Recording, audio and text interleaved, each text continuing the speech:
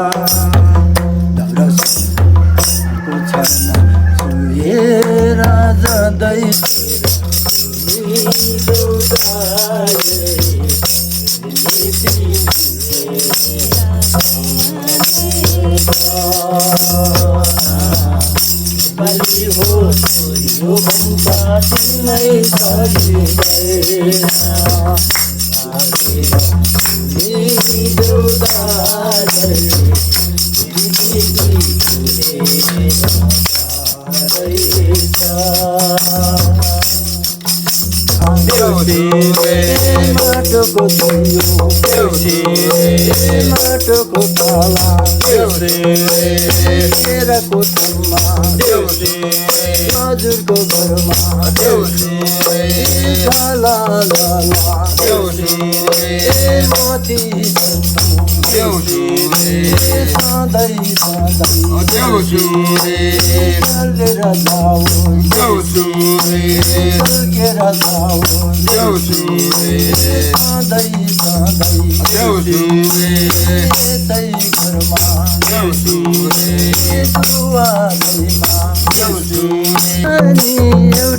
रुमल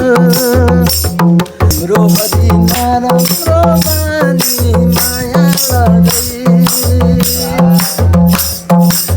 robbery नराम्रो बानी माया लदै